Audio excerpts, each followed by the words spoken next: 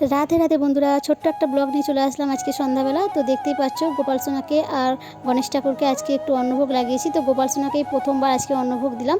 এরপর রেডি হয়ে নিয়েছি। দেখো বন্ধুরা, আজকে যাব এখানকার সবথেকে বড় গণেশ ঠাকুর দেখতে। তো এখন আছি পেট্রোল পাম্পে। তো গাড়িতে তেল ভরতে গিয়ে দেখা গেল যে গাড়িতে দুটো লিক হয়েছে।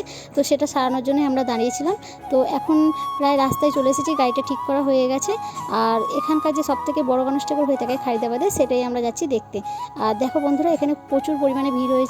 তো প্রায় আমরা 1.5 ঘন্টা লাইন দেওয়ার পরে এখানে গণেশ ঠাকুরের দর্শন পেলাম। যেহেতু এখানে অনেক দূর থেকে লোক আসে পুজো দিতে। এছাড়া এখানকার সবথেকে বড় গণেশ এখানেই হয়ে থাকে। অন্যান্য জায়গায় হয় ছোট ছোট হয়ে থাকে, কিন্তু এখানে সবথেকে বড় গণেশটাই হয়ে থাকে। প্রায় 4-5 তলার সমান হয়ে থাকে গণেশ ঠাকুরটা।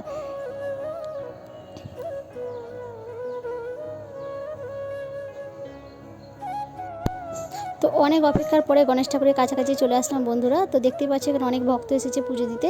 তো আমরা যে টাইমটা গিয়েছিলাম সন্ধ্যা আরতি এছাড়া পুজো দুটোই দেখতে পেয়ে গেছিলাম। তখন রাত 9টা বাজে। তো সেই টাইমটা পুজো হচ্ছিলো। আর এটা গণেশ পুজোর দিনকেই আমরা প্রথম দিনকেই গিয়েছিলাম গণেশ ঠাকুর দর্শন করতে। তো অন্যান্য দিন আরও অনেক ভিড় হয়ে থাকে। তো অনেক অপেক্ষার পরে গণেশ ঠাকুর দেখে নিয়ে তারপরে বাড়িতে চলে আসলাম বন্ধুরা। তো ওখানে যেহেতু 10 টাকা করে অনেক জিনিস বিক্রি হচ্ছিলো, তো মেয়ে কিছু সাজের জিনিস কিনে নিল, যেহেতু সামনেই দুর্গাপুজো আছে।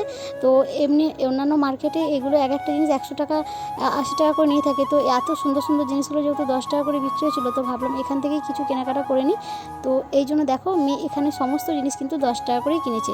তো কী কী কিনেছে অবশ্যই দেখে নাও বন্ধুরা। আর কেমন হয়েছে অবশ্যই কমেন্ট করে তোমরা জানিও। আর তোমরা যারা হায়দ্রাবাদের আশেপাশ থেকে ভিডিও দেখছো অবশ্যই কমেন্ট করে আমাকে জানিও যে হায়দ্রাবাদ থেকে ভিডিওটা দেখছি।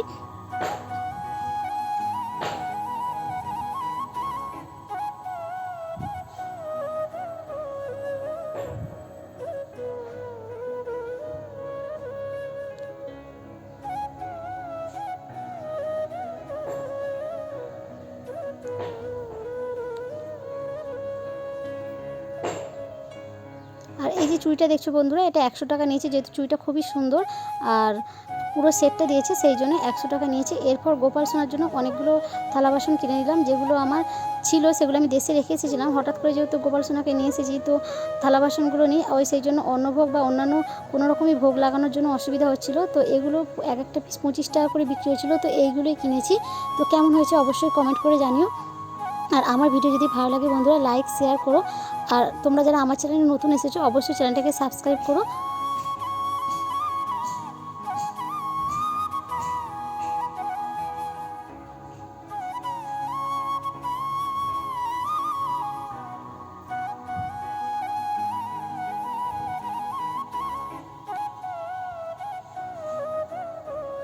তো ভিডিও আর বড় করলাম না বন্ধুরা, এখানেই শেষ করছি। তো আপনারা সবাই সুস্থ থাকুন, ভালো থাকুন। ফিরে আসছি আগামীকাল। তো যেহেতু আবার অনেক অন্যান্য গণেশ ঠাকুর দেখতে যাবো, অবশ্যই তোমাদের মধ্যে শেয়ার করবো। তো চ্যানেলটাকে অবশ্যই সাবস্ক্রাইব করে দিও, তাহলে আমার অন্যান্য ভিডিওগুলো তোমরা অবশ্যই দেখতে পাবে। তো রাধে রাধে বন্ধুরা।